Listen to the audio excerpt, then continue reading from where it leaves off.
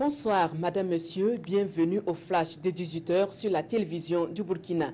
C'est reparti pour une belle et fructueuse coopération entre le Burkina et le Royaume de Belgique. Après 14 ans d'interruption, les deux parties se sont retrouvées ce matin à Ouagadougou. Elles ont passé en revue les grands axes des relations bilatérales. Les deux délégations ont ensuite défini les champs d'action prioritaires de développement en vue d'accroître la résilience des populations vulnérables au Burkina. À cet effet, plusieurs projets seront mis en œuvre entre 2017 et 2022, des projets dont le coût est estimé à 25 milliards de francs CFA.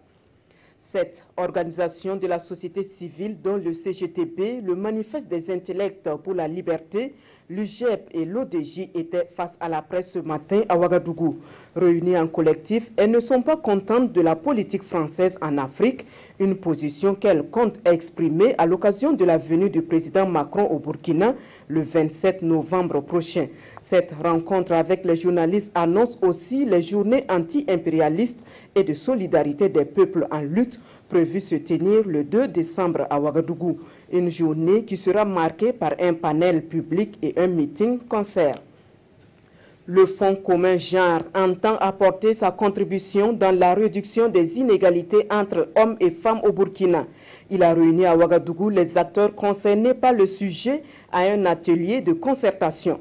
Une rencontre en prélude à la Journée nationale de lutte contre les violences faites aux femmes et qui sera meublée par des séances de sensibilisation et des plaidoyers à travers des émissions télé, des projections de films et des rencontres avec des acteurs engagés. Cette session se veut également le cadre pour dresser le bilan d'une dizaine d'années d'activité sur le terrain. Le ministre de la Femme, de la Solidarité nationale et de la Famille a manifesté cet après-midi sa solidarité aux pensionnaires de l'orphelinat Al-Walid Ben Talad Souka de Zignari. Laure Zongo-Yen vient en soutien à ce centre qui accueille des enfants vulnérables avec un lot de vivres, de produits alimentaires et de matériel de survie, le tout d'une valeur de 9 millions de francs CFA.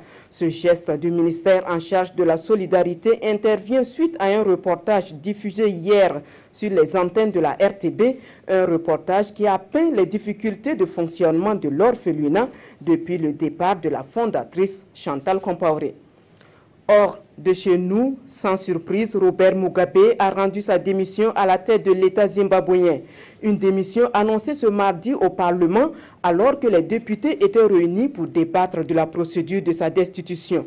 La lettre de démission de celui qui a dirigé le pays depuis 37 ans a été lue par le président de l'Assemblée nationale, un message qui a déclenché une vague de joie au sein de l'hémicycle. Cette démission intervient après une semaine de troubles.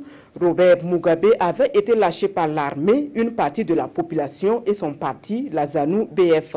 Voilà qui met fin à ce flash de 18h. Merci à vous qui l'avez suivi. Le prochain rendez-vous de l'information, c'est à 19h en compagnie de Adama Koulibaly.